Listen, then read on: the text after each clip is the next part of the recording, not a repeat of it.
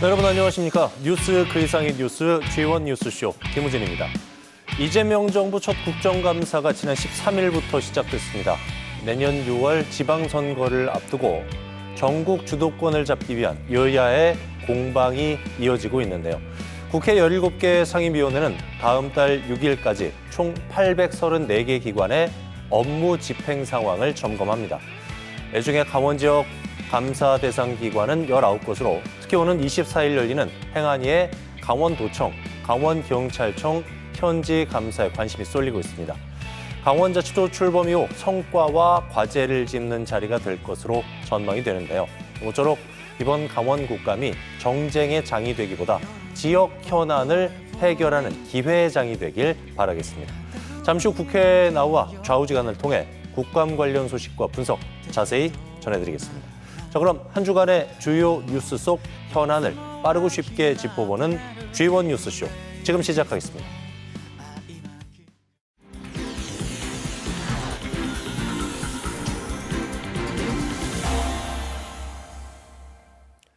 네, G1 뉴스쇼 함께하고 계신 지금 시각 6시 48분 지나고 있습니다. 이번에는 궁금한 정치권 소식 알아보는 국회 나우 시간인데요. 국회 연결해서 자세히 소식 들어보죠. 김도환 기자. 네, 국회입니다. 이번 주 역시 국정감사 소식부터 얘기를 좀 들어야 될 것 같은데요. 계엄과 탄핵, 정권 교체 후에 첫 국정감사여서 그런지 여야가 상당히 강하게 맞붙고 있군요. 네, 이번 국정감사는 조희대에서 시작해서 김현지로 끝난다 이렇게들 말들을 많이 하고 있습니다. 국정감사에서 어떤 특정 현안이나 사안 또는 국정의 난맥상 이런 것들이 짚어져야 할 텐데 특정 인물을 증언대에 세우냐 마느냐만 쟁점이 되는 상황이어서 썩 바람직해 보이지는 않습니다. 첫날부터 조희대 대법원장 증인 채택이 쟁점이 됐습니다. 이재명 대통령의 공직선거법 위반 사건에 대한 대법원 파기환송심을 두고 여권에서 대선 개입 의혹 등을 제기하고 있기 때문에 예민한 사안입니다. 일단 조희대 대법원장은 국감장에는 나왔습니다. 인사말을 통해서 정의와 양심에서 벗어난 적이 없다면서 법관을 증언대에 세우는 상황이 생긴다면 재판이 위축된다고 밝혔습니다. 관례대로면 이렇게 대법원장이 인사하고 자리를 뜨는데 민주당이 막아섰습니다. 질문 받고 답변하라는 겁니다. 추미애 법사위원장도 이석을 허락하지 않아서 대법원장의 침묵 속에 여당 의원들의 질의가 이어졌고 국민의힘은 전대미문의 기괴한 국감이라며 반발했습니다. 아수라장이 됐습니다. 법사위는 어제도 대법원에서 현장 국감을 진행했는데 또 아수라장이 됐습니다. 보통 야당이 세게 공격을 하고 여당이 방어를 하는 게 일반적인 모양새인데 이번에는 민주당이 상당히 강하게 나오는 모양새네요. 네, 더불어민주당은 이번 국감을 내란 청산의 연장선으로 보고 있습니다. 국민의힘에서 해도 너무한 거 아니냐, 이런 법이 어딨냐 이렇게 반발을 해도 내란 세력들, 계엄 동조 세력들 청산해야 될 것 아니냐 이렇게 맞서고 있는 겁니다. 국민의힘 입장에서는 딱히 대응할 만한 논리가 마땅치가 않기도 합니다. 그래서인지 국민의힘은 김현지 대통령실 제1부속실장 쪽으로 화살을 많이 돌리고 있습니다. 김현지 실장은 이재명 대통령과 오랜 시간 같이 해온 핵심 참모로 꼽힙니다. 하지만 공식적인 자리에 앉거나 드러나는 경우가 거의 없었기 때문에 그림자로 불리기도 합니다. 국민의힘은 실질적인 안방마님이라는 표현까지 쓰면서 국감에 김 실장을 꼭 불러서 여러 의혹들을 풀어야 한다는 입장입니다. 비선실세라는 프레임인데 그럴 정도의 급이 되는 건지 또 결정적인 한방이 나올 만한 사안이 있는 건지는 다소 의문이어서 국민의힘 내부에서도 우려하는 목소리가 있기는 합니다. 대통령실 공식 입장은 국회가 정하면 당연히 나간다는 겁니다. 그런데 다수당인 여당이 반대하고 있어서 결국 안 나간다는 이야기로 들린다는 게 문제입니다. 야당의 공세가 무리스러워 보이는 면이 있다면 여당의 감싸기도 지나친 면이 있어 보여서 계속 쟁점이 될 전망입니다. 대통령실 국정감사는 국정감사 마지막 날인 다음 달 6일입니다. 네, 우리 의원들 얘기도 좀 들어봐야 될 것 같은데 아무래도 정치적으로 강하게 맞닥뜨리고 있다 보니까 이게 지역 현안 다루기는 조금 힘들어 보이는데요. 네, 지역구 의원이긴 합니다만 상임위에서 또 각 정당에서 맡은 역할이 있기 때문에 때로는 창이 되기도 하고 방패가 되기도 합니다. 다만 우리 의원들은 강원도 현안에 대해서만큼은 한 목소리를 내면서 꼼꼼하게 챙기고 있습니다. 지난 월요일 정무위 국정감사가 그랬습니다. 정무위에서는 민주당 허영 의원과 국민의힘 이양수 의원이 있습니다. 먼저 허영 의원이 지방소멸 대응기금 문제를 지적했습니다. 인구수만 따져서 형식적으로 나눠주는 건 아니라는 건데 인제군 사례를 들었습니다. 군부대 통폐합 때문에 반짝 인구가 늘어서 지원금은 다른 곳에 3분의 1도 안 되고 각종 특례에도 배제됐다면서 개선을 요구했습니다. 사실 인제가 이양수 의원 지역구라서 이 의원도 이 문제 지적하려고 준비를 많이 했었는데 허영 의원이 먼저 질의를 한 겁니다. 김이 살만도 한데 이양수 의원이 허영 의원 말이 맞다면서 거들었습니다. 국방 기여도나 환경, 개발 규제 같은 지역 특수성을 고려해서 새 지표를 만들고 국무조정실 산하에 컨트롤 타워를 두고 정책을 추진하자고 제안했습니다. 마침 윤창열 국무조정실장도 원주 출신인데 두 의원의 지적을 인정하면서 행안부와 협의해 제도 개선하겠다고 약속했습니다. 여야가 합심해서 이렇게 제대로 문제를 지적하면 일이 잘 풀립니다. 국감이 끝나면 바로 예산도 다뤄야 하기 때문에 이런 모습 자주 나와야 합니다. 지금까지 국회에서 전해드렸습니다. 당을 떠나서 지역 현안 해결에 합심하는 우리 의원들의 활약 계속해서 기대를 해보죠. 김도화 기자 잘 들었습니다.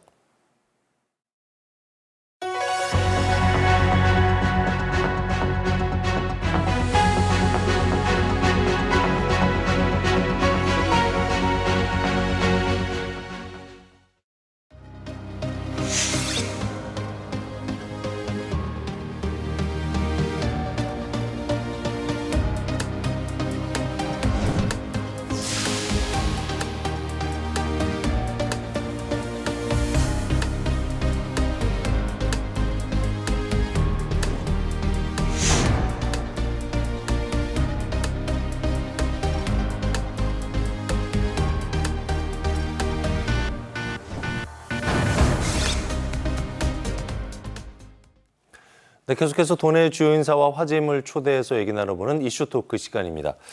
저출생 고령화 위기 속에 비수도권 지역과 지방대학들은 심각한 위기에 직면해 있습니다. 그래서 지역과 대학의 동반 성장을 위해 지역 혁신 중심 대학 지원 체계 라이즈가 출범해서 최근에 1주년을 맞았는데요.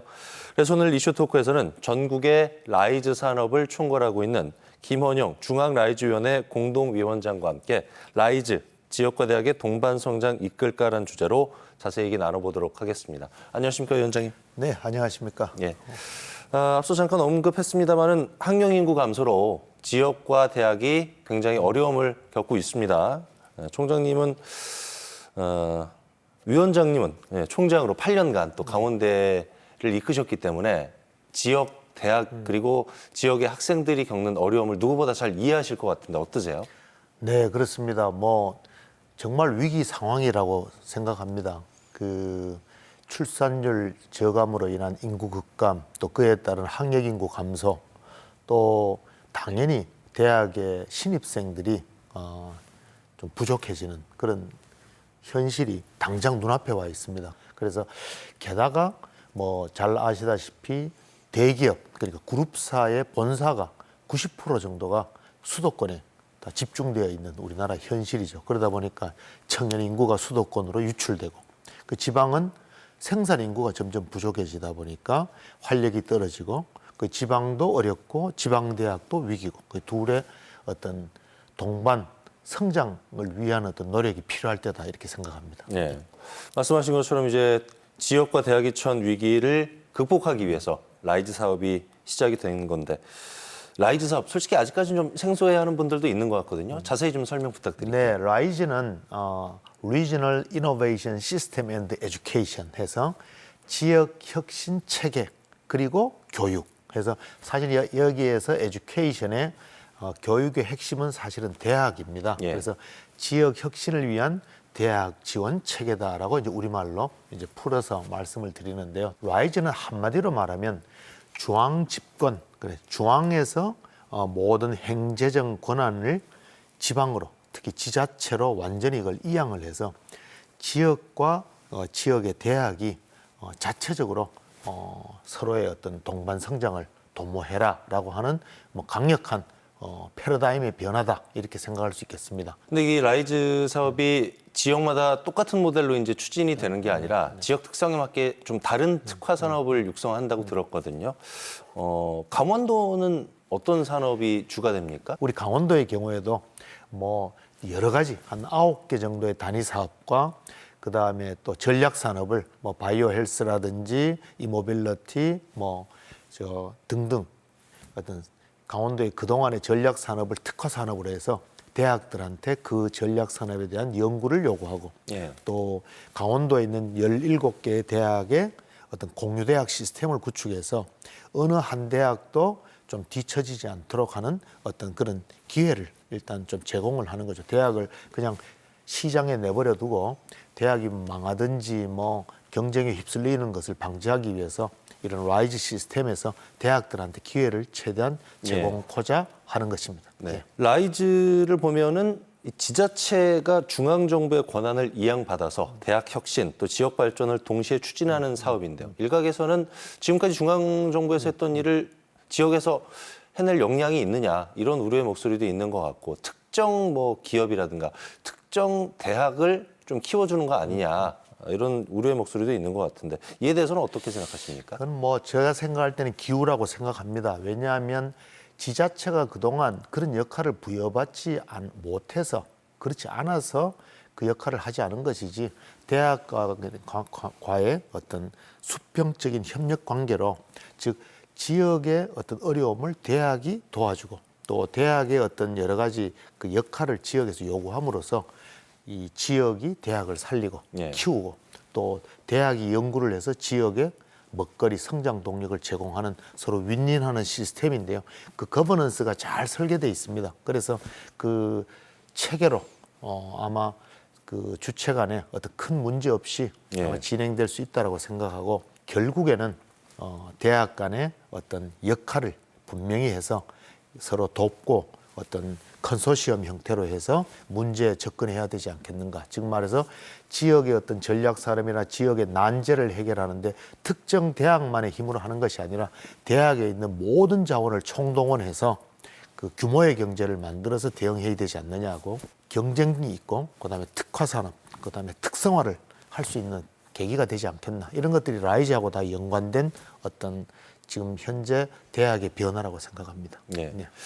라이즈 위원회 초대 위원장을 맡으시면서 어깨가 좀 많이 무거우실 것 같기는 한데요. 임기 내에 이루고 싶은 목표, 희망 이런 거 있을까요? 네, 제가 작년 7월 10일 날 그 라이즈 위원장을 이제 교육부 장관과 제가 공동위원장입니다. 예. 위원장을 민간 대표로 공동위원장을 맡아서 총장 이임 후에 직후에 바로 맡아서 지금까지 열심히 달려오고 있습니다. 그래서 현장의 목소리도 듣고 지금 25년도부터 추진되면서 여러 가지 문제에 대해서 접하게 되는데요.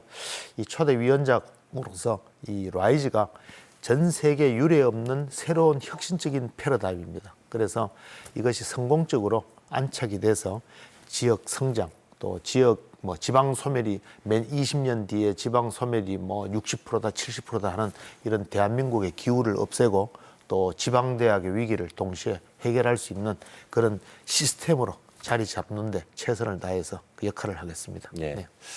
자, 끝으로 이제 초대 손님께서 선정한 음악 들으면서 마무리하는 시간을 갖고 있습니다. 오늘의 주제, 라이즈 지역과 대학의 동반 성장 이끌까라는 주제였는데 이슈 토크 히트송 어떤 노래를 선곡을 하셨는지요? 예, 제가 좀 고민을 했습니다. 예. 근데 제가 좋아하는 노래도 있고 그다음에 요새 최신에 유행하는 노래도 있겠지만 그래도 이 라이즈하고 조금 좀 약간 좀 어떤 뜻을 좀 같이 예. 하는 어떤 그런 노래가 없을까 생각했었는데 예. 그래서 저는 한 거위의 꿈이라는 노래를 한번 제안해봤습니다. 예, 거위의 꿈. 지금 흐르고 있는 곡인데 네. 희망처럼 네. 우리가 라이즈 사업을 통해서 계속 언급을 했었지만 지역과 대학이 위기에서 벗어나서 함께 성장할 수 있기를 함께 또 희망을 해보도록 하겠습니다. 그래서 벽을 넘어서 예, 함께 날아갈 수 있는 예. 그런 거위의 꿈을 우리가 실현했으면 좋겠습니다. 알겠습니다. 말씀 여기까지 듣죠. 김원영 위원장과 얘기 나눠봤습니다. 오늘 말씀 잘 들었습니다. 네, 감사합니다. 참아야 해도 참을 수 최근 SNS를 중심으로 픽시를 타며 묘기를 부리는 영상이 인기를 끌면서 청소년들 사이에서 하나의 유행처럼 번지고 있는데요. 픽시 자전거란 일반 자전거와 달리 브레이크가 없는 고정기어 자전거를 뜻하는데요. 경륜 경기용 자전거라 일반인의 경우에도 시속 60km까지 속도를 낼 수 있습니다. 그러나 최근 서울에서 한 중학생이 픽시 자전거를 타다 사망하는 사건이 발생하는 등 잇따른 청소년들의 픽시 자전거 사고에 우려가 커지고 있습니다. 아무래도 선수용 자전거다 보니까 일반인이 타기엔 더 재밌게 탄다 이런 생각밖에 안 들어. 조금 위험할 것 같다. 청소년들이 그거를 뭐 그냥 재미로 타는 거니까 뒤에 벌어질 일들을 예측하고 위험하다 하고 인지를 하고 타는 것보다는 그냥 뭐 친구들이 타고 놀고 하니까 나도 같이 타고 놀고. 일부 학생들은 픽시를 타고 도로를 달리는가 하면 서로 위험한 기술을 겨루는 등 위험천만한 주행을 멈추지 않는데요. 기술 부리고 빨리 달리는 게 일단 스릴 있고 재밌어요. 저 윌리 연습하고 있어요. 앞바퀴 들고 타는 거 그거 연습하고 있습니다. 픽시 자전거는 변속 기어가 없고 페달과 바퀴가 일체된 구조로 페달을 뒤로 밟거나 도로에 마찰을 가해야 멈출 수 있습니다.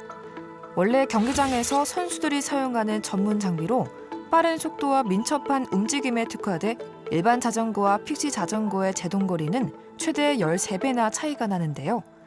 때문에 갑작스러운 상황에서 멈출 수 없어 사고로 직결될 가능성이 크다고 합니다. 픽시 자전거는 기본적인 자전거들이랑 다르게 고정되어 있는 기어라고 생각하시면 조금 편하실 것 같고요. 속도의 부분은 뭐 기계적인 차원에서의 변화는 있을 수 있지만 기본적으로 고정되어 있는 기어이고 페달을 굴리는 만큼만 앞으로 가는 자전거다 보니까요. 기본적인 속도는 더 빠르다고 생각하기에는 조금 힘든 부분이 있습니다. 레저나 운동 관련된 부분보다는 보여지는 것들을 추구하다 보니까 픽시 자전거 보니까 제일 많긴 합니다. 지난해 전체 자전거 교통사고 5천여 건 중 18세 미만 사고는 1,400여 건. 불과 1, 2년 사이 비중이 1.6배나 높아졌는데요. 그동안 픽시 자전거는 자동차나 원동기로 분류되지 않았고 브레이크가 없어 자전거로도 인정되지 않았습니다. 때문에 도로교통법상 단속이 어려워 법적 사각지대에 놓여 있었는데요. 픽시 자전거 같은 경우에는 브레이크라고 하는 그 제동 장치가 없기 때문에 자전거 이용 활성에 관한 법률이 적용되지 않게 되고 이에 따라서 도로교통법도 적용이 어려운 게 아닌가라는 부분에 있어서 일단 경찰 단계에서 좀 단속이 어려웠던 것으로 보이고요. 먼저 첫 번째로 짚을 수 있는 게 단속 규정이 명확하지 않았다라는 부분일 것 같고요. 두 번째는 일반적으로 저희가 그 지나가는 자전거를 붙잡기 전까지는 이게 픽시 자전거인지 일반 자전거인지 확인이 어렵습니다. 오히려 사고가 난 이후에 보니까 이게 픽시 자전거이구나 라고 우리 알 수 있는 상황이기 때문에 현실적으로 단속에 좀 한계가 있지 않을까라고 생각이 듭니다. 이에 경찰은 지난 8월 브레이크가 없는 픽시 자전거는 차에 해당한다고 보고 도로교통법 제48조 1항을 적용하기로 했습니다. 20만 원 이하의 벌금, 구류 또는 과료에 처해질 수 있는데요. 여기에 정부는 법 개정에도 나섰습니다. 행정안전부가 추진 중인 자전거법 개정안에 따르면 앞으로는 일반 자전거까지 범위를 확대하고 브레이크를 떼면 6개월 이하 징역이나 500만 원 이하 벌금에 처해질 수 있고 자전거 도로에서 브레이크 없는 픽시를 타면 50만 원 이하의 과태료가 부과됩니다. 이제 경찰에서도 안전운전 의무 위반으로 단속을 진행한다고 합니다. 해당 조항 위반으로 단속이 되면 운전자는 직결 심판 대상이지만 이제 18세 미만 청소년들은 부모에게 통보 또는 경고 조치를 할 예정입니다. 또한 여러 차례에 걸쳐서 경고하였음에도 부모가 적절한 조치를 취하지 않은 경우에는 이제 아동복지법상 아동학대 방임 행위로 보호자가 처벌될 수도 있다라는 것을 좀 알아두시면 좋을 것 같습니다. 하지만 전문가들은 단속만으로는 한계가 있다고 지적합니다. 현실적인 제도 보완과 함께 학교와 가정에서 픽시의 위험성을 알리는 교육이 필요하다고 강조했는데요. 단속을 철저하게 하거나 법적으로 달아야 한다 이런 식으로. 이렇게 해서 뭐 속도를 줄여라 아니면은 뭐 도로에서 타지 마라 이런 식으로 제재보다 그냥 교육이 필요하지 않을까요? 법적으로 뭐가 돼 있지 않는 이상 뭐 강제할 수도 없는 거고 뭐 어른들의 역할이 중요할 것 같아요. 도로 위에 나올 때에는 반드시 안전장치를 필수적으로 장착시키도록 하고 이제 경기장 내에서는 마음껏 탈 수 있게 하는 이런 좀 안전한 자전거 문화가 자리 잡으면 좋을 것 같습니다. 부분에 있어서 단속이 말할 수 있는 좀 더 명확한 법적 근거가 필요할 것 같고요. 아무래도 학생들에 대한 교육과 인식 개선이 필요하지 않을까 생각합니다. 무엇보다 청소년 스스로 안전의 중요성을 깨닫고 우리 사회 전체가 경각심을 가져야 할 텐데요. 위험천만 노브레이크의 유혹 픽시. 여러분의 생각은 어떠십니까?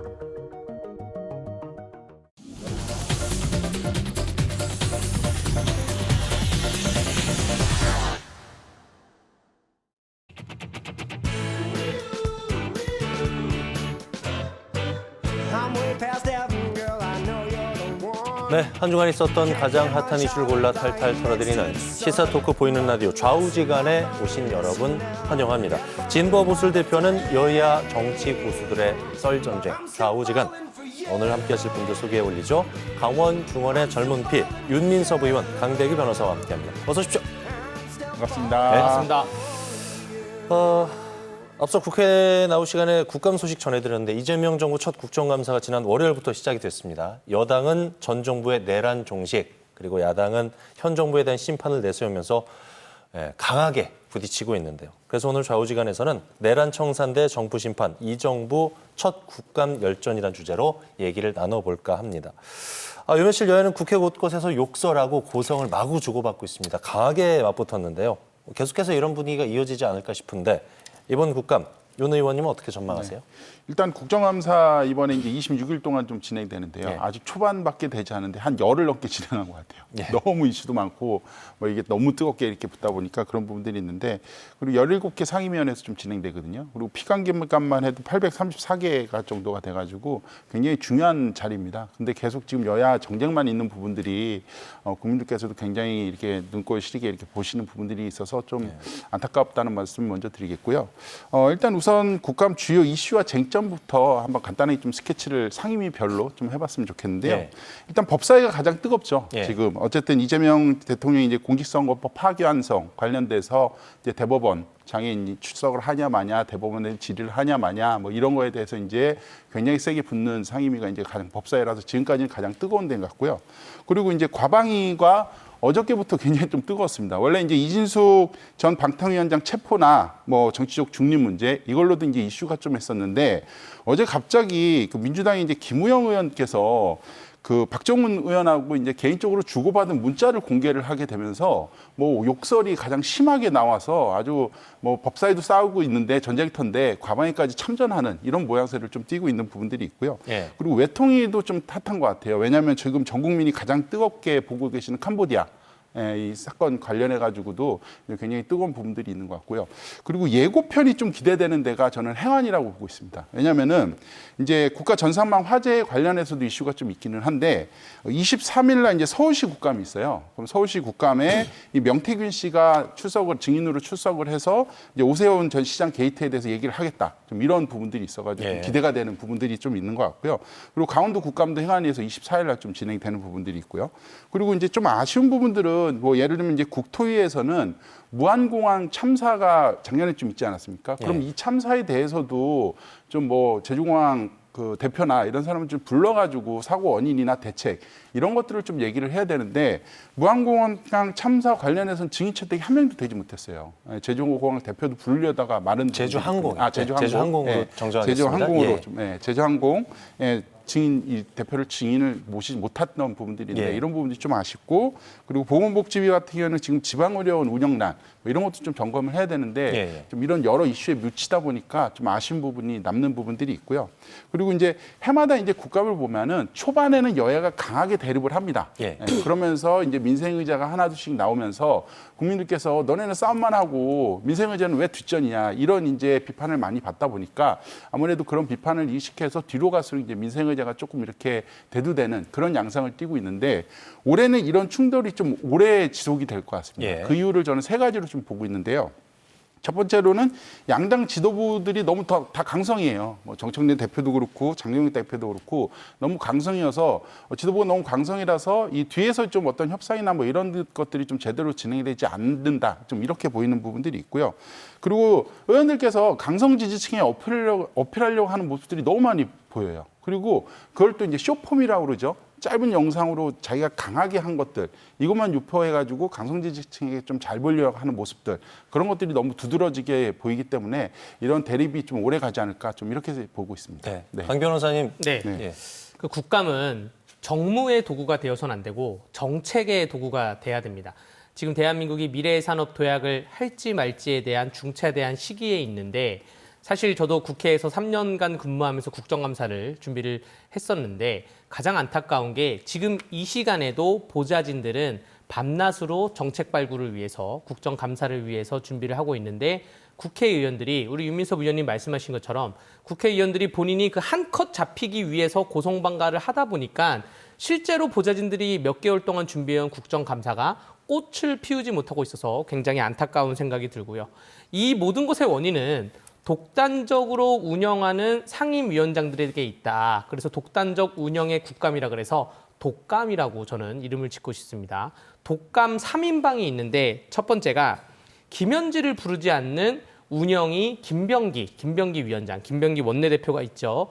또 국회법에 규정도 없는 현장검증, 국정감사법에 규정도 없는 현장검증을 하자고 우기는 추미애 법사위원장, 또 지금 박정훈과 김우영 이 두 의원들의 다툼에 대해서 전혀 중재를 못하고 있는 또 한 편향적인 중재만 하고 있는 최민희 가방위원장, 독감 3적이라고 규정을 하겠습니다. 예. 국정감사 첫날부터 이목이 집중이 됐었습니다. 출석할 거냐 말 거냐 관심을 모았던 조희대 대법원장. 법사위에 출석은 했지만 증인 답변 거부를 하면서 이걸 놓고 여야가 이제 충돌을 했는데 조 대법원장은 대법원장을 국감의 증인으로 출석 요구를 하는 게 헌법과 법률 취지에 맞지 않다. 이렇게 주장을 했거든요. 두 분 의견 묻고 싶은데 먼저 강 변호사님부터 들어야 될 것 같아요. 네, 일단은 판사는 국감뿐만 아니라 그 어떠한 자리에서도 판사의 재판 내용에 대해서 그 내부 과정에 대해서 묻는 게 법으로 금지되어 있습니다. 헌법도 그렇게 되어 있고 법원조직법도 평의 결과를 공개하지 않도록 되어 있어요. 지금 우리 역사를 살펴보자면 김명수 대법원장이 강원도 춘천에 춘천지방법원장으로 있을 때 공보비에 대해서 현금화를 했다는 의혹 때문에 대법원장 시절에 증인 요구를 했는데 안 왔습니다. 그 대법원장은 국회의 삼권 분립 원칙에 의해서 가지 않는다고 해서 안 왔고 지금 그러면 조희대 대법원장은 왜 왔냐? 그 증인으로는 안 오지만 법사위가 시작하는 그 정기국회 국감 첫날에 인사말을 하러 온 거거든요. 그래서 인사말을 하러 왔는데 추미애 법사위원장이 갑자기 증인으로 전환하겠습니다. 문을 딱 보니까 최혁진, 강원도 원주 출신의 최혁진 의원이 그 문을 막고 있어요. 이게 형법상 보자 보면 심리적 감금도 감금죄에 해당됩니다. 최혁진 의원은 물리적 감금을 한 것이죠. 감금죄에 해당할 정도로 무리수를 하면서 조희대 대법원장을 앉혀놓고 90분 이상을 막 질의를 한 것인데 조희대 대법원장은 그 이전에 이미 88쪽, 88페이지에 해당하는 답변서를 제출했습니다. 법사위에. 근데 그 답변서를 추미애 법사위원장이 읽어보더니 뭐라 말했냐면 이게 세간에 공개되면 그동안 우리의 노력이 물거품이 될 수가 있다. 이거는 민주당 의원끼리만 돌려보고 국민의힘 의원들은 주지 말라. 라고 해서 그 답변서가 국민의힘 의원들한테는 안 왔습니다. 그 대법원장이 국회법에 의해서 제출한 자료가 민주당 의원들끼리만 돌려봤어요. 이게 무슨 의미냐면 결국 민주당이 조희대 대법원장을 증인으로 불러세우는 게 논리가 굉장히 희박하다는 것이죠. 이 조희대 대법원장은 그러니까 상권분립 원칙에 의해서 대법원장을 국회로 부르려면 그럼 대통령도 상임위에 와야 되는 거 아닙니까? 또 예를 들어서 상권분립 원칙에 의해서 법원에 가가지고 대법원에 가서 현장 검증을 하겠다라고 한다면 그러면 대통령실도 현장 검증을 해야죠. 국회 운영위도 대통령실 가서 현장 검증하면서 김현지를 부르던가 이렇게 해야지 국가가 균형 있게 발전되는데 민주당의 떼쓰기에 불과하다고 생각됩니다. 네. 연 의원님? 저는 일단은 국회에서 부르면은 다 갔으면 좋겠어요. 김현지 씨가 됐든 대법원장이 모두 됐든 그냥, 모두 나가는 걸로 룰을 좀 바꿨으면 좋겠다. 이게 언제적 얘기냐. 뭐 상권분립 좋습니다. 저는 충분히 존중해 줘야 되는 부분들이 많은데 일단 이 상권분립의 취지도 그 재판관들이 그 하는 재판 행위 이거에 대해서 존중을 해주자는 거잖아요, 취지가. 근데 대법원장은 재판만 하시는 분이 아니에요. 다른 법원에 대한 행정도 해야 되고, 뭐 다른 업무들 여러 가지가 있는데 왜 대법원장이 어쨌든 그 대법원의 최고 책임자인데 왜 무슨 근거로 안 가냐? 이런 부분들. 지금 국회가 너무 품격이 떨어져가지고 제가 좀 이런 말씀 드리긴 좀 그렇긴 해요. 너무 품격이 있으면서 불러서 대법원장도 와서 할 말하고 좀 이렇게 갔으면 좋겠는데 지금 국회 품격이 너무 떨어지다 보니까 이게 좀 안 맞는 부분들이 있는데 저는 대법원장이라도 가야 된다. 좀 이렇게 보는 부분들이 있고요. 예. 왜냐하면은 헌법과 법률에도 뭐 재판에 관한 부분만 독립하는데 그러면은 이제 앉아서 그냥 묵묵부답으로 계실 게 아니라 질문을 하면은 그거는 재판에 대한 부분들이기 때문에 답변을 못 합니다. 그런 질문들은 사양해 주십시오. 예, 이렇게 따끔하게 얘기를 하시고 다만 법원 재판과 관련되지 않은 부분들 이런 부분들에 대해서는 대법원장께서도 얘기를 하는 거예요. 그래야지 사법부의 신뢰가 더 높아지는데 사법부는 뭐 아무것도 우리는 건들면 안 돼 하면서 이렇게 팔짱 끼고 가만히 계시는 부분들은 이제 지금 시대에는 맞지 않다. 좀 이런 부분들이 있어서 이번 기회에 이런 부분들을 좀 전반적으로 좀 바꿔야 된다. 이렇게 좀 보고 있습니다. 말씀하신 지적 때문에 대한민국 구조가 어떻게 되어 있냐면 법원 행정처가 따로 있고요. 법원 행정처장이 국회에 나와서 법원 행정처장은 판단을 하는 판사가 아닙니다. 물론 법관의 지위를 갖고 있는데 재판에 직접 관여하진 않아요. 재판에 관여하는 사람이 국회에 나오면 안 된다는 말씀을 드리는 거고요. 대법원장은 재판에 관여를 하는 사람이니까 이러한 구조 때문에 법원 행정처장이 대신 법사위에 나오는 거고 국회 운영위에는 대통령의 통치행위가 있기 때문에 대통령 비서실장이 나오는 겁니다. 저도 여야가 부르는 모든 증인을 다 채택해서 최대한 국민들에게 알 권리를 충족해주고 싶은데 지금 법사위 증인 143명이거든요. 이거 다 민주당이 부른 증인이에요. 국민의힘이 추천하는 증인은 아무도 채택되지 않았습니다. 이런 문화가 언제부터 시작이 됐냐. 얼마 전에 임명된 김민석 총리 인사청문회 때 국민의힘에서 증인 신청을 했는데 하나도 채택하지 않았어요. 증인과 참고인이 없는 인사청문회가 최초로 시행됐습니다. 그 나쁜 관례가 쌓여가지고 그 다음에 낙마했던 이진숙 교육부 장관 인사청문회, 또 낙마했던 강선우 여가부 장관 인사청문회, 증인 참고인 아무도 안 나왔어요. 지금 현재 교육부 장관인 최교진 교육부 장관 인사청문회 때도 증인 참고인 하나도 안 나왔어요. 원인이 민주당에 있다는 말을 저는 말씀드리는 겁니다. 네. 아까 말씀하셨는데 이제 법원 행정처장에서 이제 모든 걸 한다고 하는데 네. 예를 들면 이제 맞습니다. 일단 일선에서 답은 처장들이나 뭐 이런 분들이 더 잘하니까 답변을 하는 거예요. 근데 예를 들자면은 이런 사건이 좀 있었어요. 뭐냐면은 그러니까 그 대법원장께서 말레이시아하고 호주 순방을 갔다는 거예요. 근데 예산이 한 9천만 원 지출했던 거예요. 근데 대법원장 부인도 같이 갔다는 거예요. 그런데 여기에 예산이 1,500만 원이 같이 태워졌다는 거예요. 근데 그러면은 이건 배우자의 일정을 보니까 다 외유성이에요. 이제 만약 이런 문제가 국감에서 이제 밝혀졌을 때는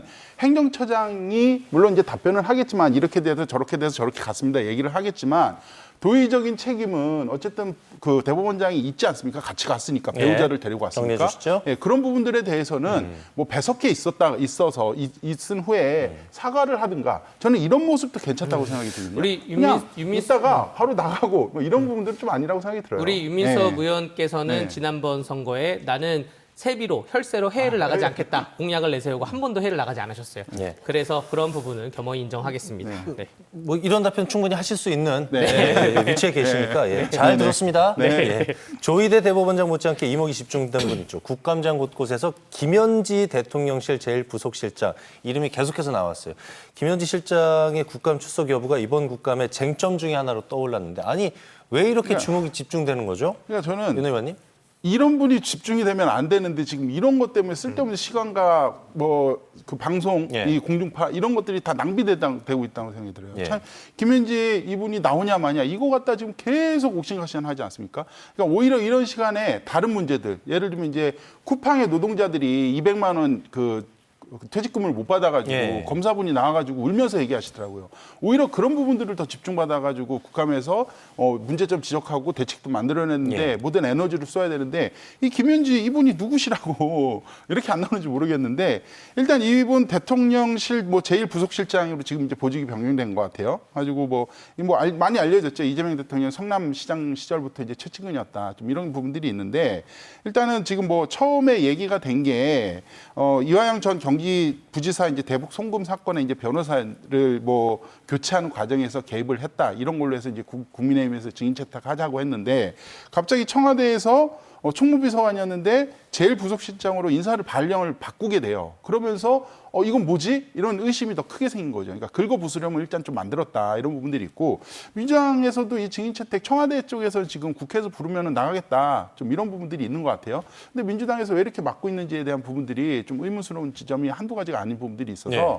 지금이라도 좀 나와서 받으셨으면 좋겠다 예, 이런 부분들이 있는데 다만 좀 조정을 해야 될 것 같아요. 지금 국감에서 여기 상임위원회에서 여기저기서 다 불러요. 이 김현지 실장을 부르는 데가 한 6개 정도 되는 것 같더라고요. 네. 근데 일단은 국회 운영위원회에서는 뭐 대통령실 운영 전반에 대해서 하는 부분들이니까 여기는 좀 나가야 되는 게 확실한 것 같습니다. 그리고 기재에서도 부르는데 이것도 뭐 대통령실 예산 관련된 부분들이 있으니까 여기도 좀 나가야 되는 것 같아요. 근데 뭐 법사위 같은 경우에는 이게 정치 공세로 너무 나가버린 부분들이 있어가지고 이거에 대해서는 판단을 조금 달리할 수 있는 부분들이 있고 행안위 같은 경우는 뭐 재산 공개라고 하더라고요. 뭐 이 이슈들이 그러면은 이거는 나오는 게 아니라 서면으로 제출하겠다. 이래버리면 끝나는 거예요, 이게. 그렇게 했으면 좋겠고, 뭐 농해수위는 산림청장 뭐 인사 개입했다고 하는데 이건 팩트가 아닌 걸로 좀 확인됐거든요. 뭐 이런 데는 안 나가면 되는 거고. 그리고 뭐 국토에도 뭐 백현동 아파트 개발 사업에서 이제 이것 때문에 부르겠다고 하는데 이것도 뭐 별로 연관성이 없어요. 그래가지고 지금 여야가 합의를 해서 그러면은 뭐 2개나 3개 정도 나가겠다. 이렇게 해서 정리를 하면 되는 문제인데 예. 이걸 갖다가 뭐 언제까지 싸울지 모르겠어요. 예. 네. 그러니까 이 장관들이 국회에 출석을 하게 되면 뒤에 국장들이 배석을 하거든요.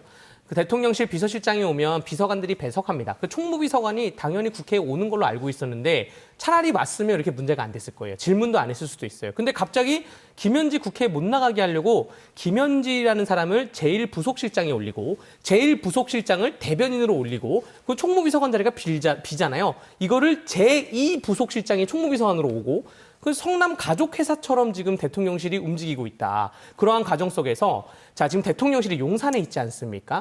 윤석열 대통령이 대통령실을 청와대에서 용산으로 옮긴 이유는 청와대에 딱 들어가 보니까 야 대통령 관저는 저 뒤에 있고 대통령 집무관도 그 앞에 있고 언론관 따로 있고 춘추관 따로 있고 그 공무원들 비서관들 근무하는 데 따로 있고 그러면 언론이 이 직원들하고 대통령실에 대한 감시 기능이 없지 않냐? 다 한 건물에 집어넣어. 그래서 지금 용산 대통령실은 어떻게 되어 있냐면 대통령이 들어가는 통로만 따로 되어 있습니다. 나머지 비서관, 행정관, 정무수석 이런 수석들하고 언론인들, 직원들하고 언론인들은 다 한 통로로 다녀요. 그래서 같은 층에서 근무를 하면서도 하고요. 밥도 같이 먹어요. 식판 들고. 그러면 김현지라는 사람이 안 나온다고 했을 때 많은 레이더를 돌렸죠. 대통령실 출입하는 기자들한테. 누구야? 어떻게 된 거야? 근데 오히려 화답이 뭐였냐면 안 보여. 누군지 모르겠어. 야, 우리 그 같이 밥도 먹거나 뭐 그렇기 때문에 한 나라의 부속 실장인데 초중고가 안 나왔던 거예요. 대학도 안 나오고 이제 대학하고 고등학교 나왔습니다. 중학교, 초등학교 안 나오고요. 나머지 일절 프로필이 안 나오니까 너무 궁금해서 여러 가지 제보를 받았더니 최근에 나왔던 게 박정원 의원이 제보한 게 경기 동부 연합 간첩 사건 판결문에 김현지 이름이 있더라. 그런 연결고리가 있다는 게 밝혀졌고요. 또 이화영 대북 송금 사건에서도 김현지가 변호사에게 전화를 수차례 걸어가지고 진술 확보를 했다는 게 그 담당 변호사가 지금 얘기를 한 것도 있고요. 또 재산은 대장동에 부동산이 있어요. 아파트가 있어요. 그거 어떻게 밝혀졌냐면 9월 26일 날 대통령실 비서관 행정관들 재산이 공개됐습니다. 정부 공직자 윤리 시스템에 들어가면 누구나 볼 수가 있어요. 9월 26일 공개됐죠. 대장동 아파트가 있네? 그 다음 날에 무슨 일이 일어났냐? 9월 27일 날 국가정보자원관리원이 불났어요. 지금 이 시간까지도 제가 이 뉴스 오기 전까지도 검색했는데 아직도 복구가 안 돼서 김현지의 재산이 아직도 정확하게 확인이 안 되고 있습니다.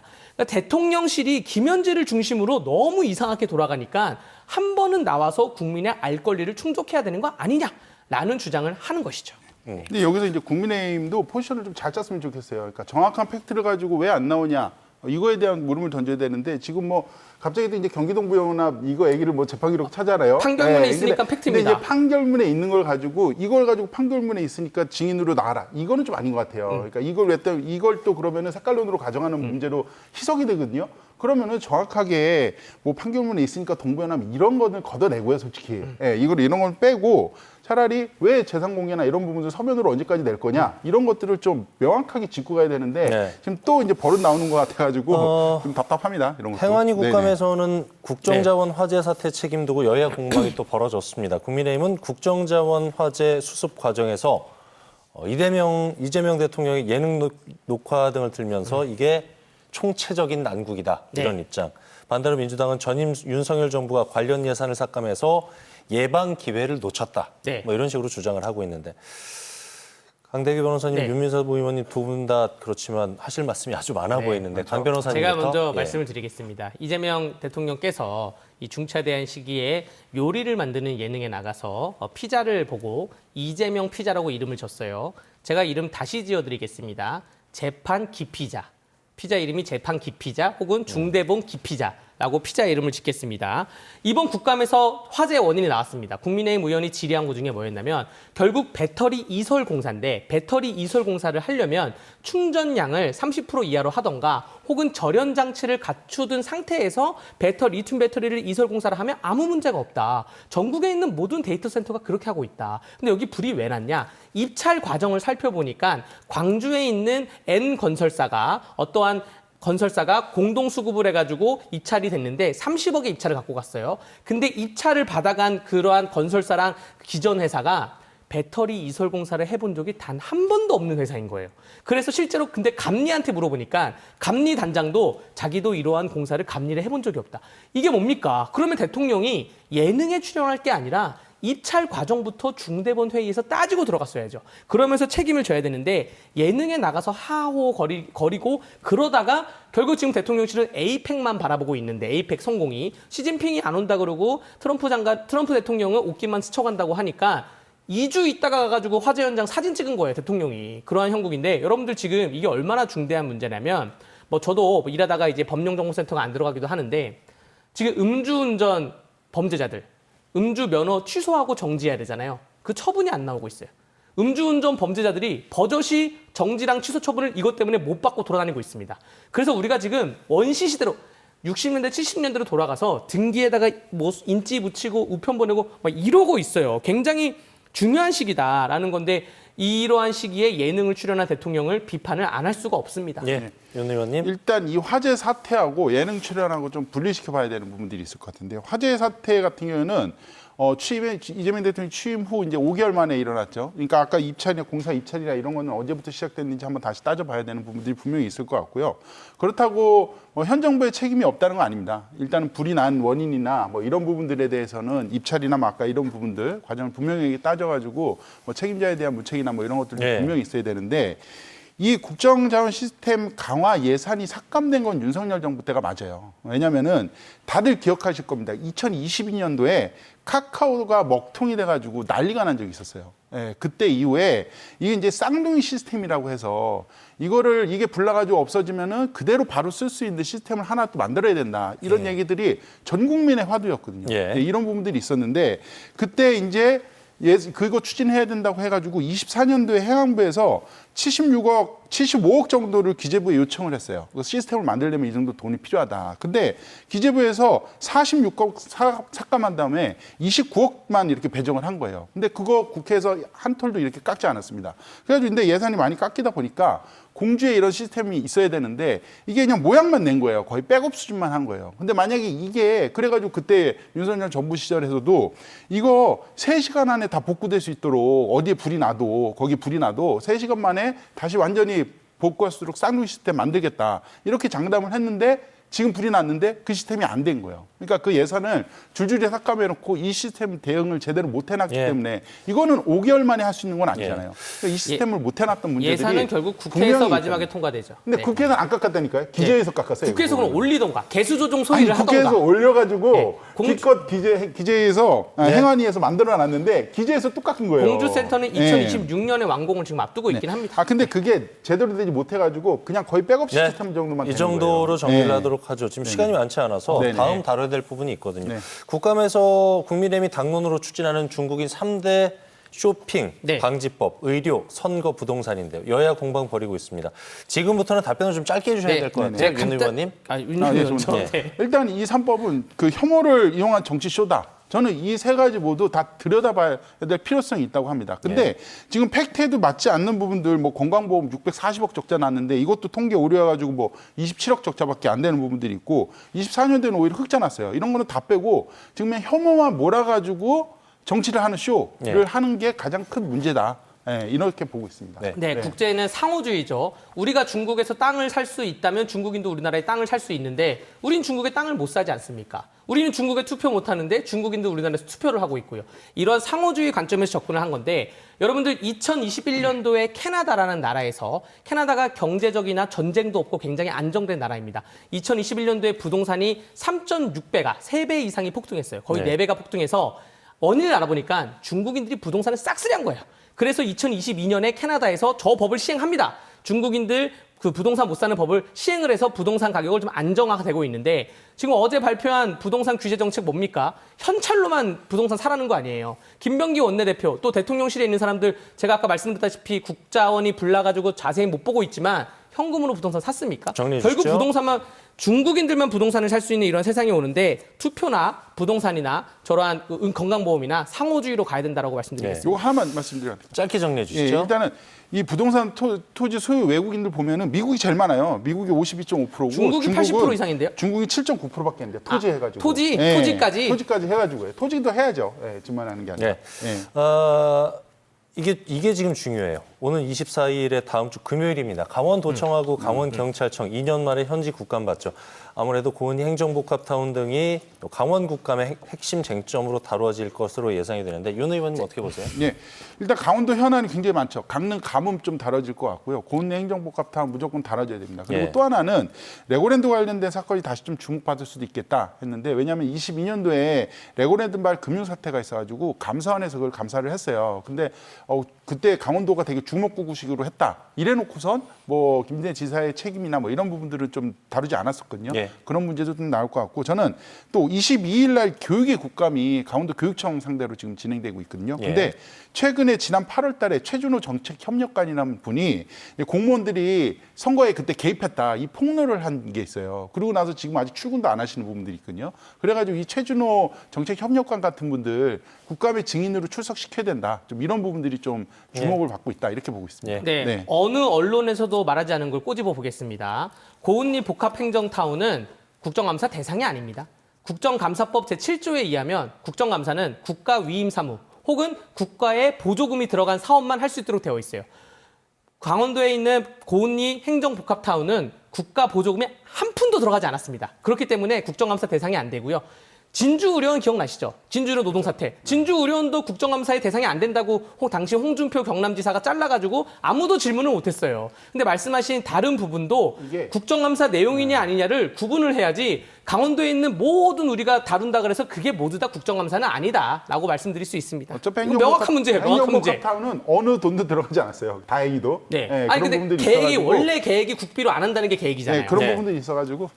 아직 뭐 국감 일정이 많이 남아 있습니다만은 국감 현장에서 눈에 띄는 활약을 보이는 우리 강원도 국회의원 먼저 윤 의원님께서 좀 뽑아주실까요? 잘하고 잘못하고를 떠나가지고 최혁진 의원을 뽑고 있는 싶은데 이제 무소속이고 이제 지역구는 아니신데 강원도 출신 비례세요. 근데 이분이 조희대 대법원장 이제 그 국감장에서 뭐 조요토미 히데요시 이 사진을 들고 이렇게 하신 게 좀 굉장히 많이 돌고 있는데 저는 이거는 뭐 민주당에도 도움이 되지 않고 좀 너무 선을 너무 나가신 것 같아요. 이제 파이팅 있게 막 말씀 잘하시는 분들도 있는데 그분들이 한 모든 말들은 다 뒤로 가고 이 사진 한 장만 남는 거예요. 저는 이런 정치는 별로 썩 바람직하지 않다. 좀 이렇게 보고 있습니다. 네, 저도 똑같은 분을 갖고 왔는데요. 저 활약의 약자가 저게 도약한다 약자가 아니라 약할 약자로 저는 해서 최혁진 의원을 좀 비판하고 싶습니다. 그런데 최혁진 의원은 국회의원 된 지 얼마 안 됐기 때문에 잘 몰라가지고 그럴 수 있어요. 보좌진들이 앞으로 좀 말리시길 바랍니다.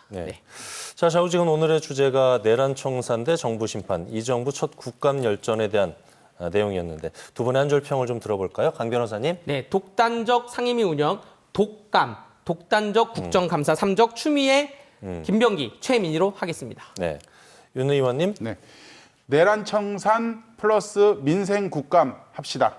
뽑았습니다. 한 줄 평에 대해서 30초씩만 발언 기회 더 드릴게요. 제가 아까 말씀드렸다시피 이번 국감은 독단적 운영에 의한 국감으로 할 수가 있기 때문에 지금 전 국민들이 이제 독감의 감기의 시즌이 오는데 그러한 그 정도의 여파가 있는 최악의 국감이라고 보여지기 때문에 한 것이고요. 그 원인에는 그 김현지를 부르지 않은 김병기, 또 현장 검증, 법의 현장 검증을 주장한 추미애, 또 의원들끼리의 다툼을 주재하지 못하는 최민희 이렇게 3명을 뽑았습니다. 네.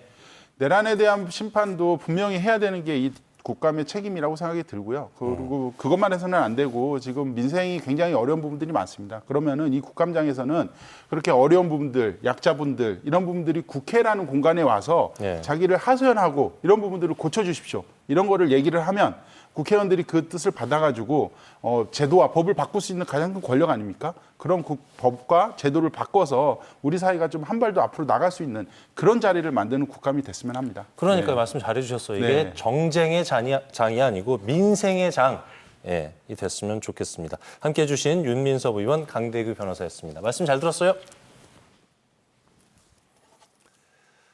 네, 뉴스 그 이상의 뉴스 주연 뉴스쇼. 오늘 저희가 준비한 소식은 여기까지입니다. 편안한 저녁 보내십시오. 고맙습니다.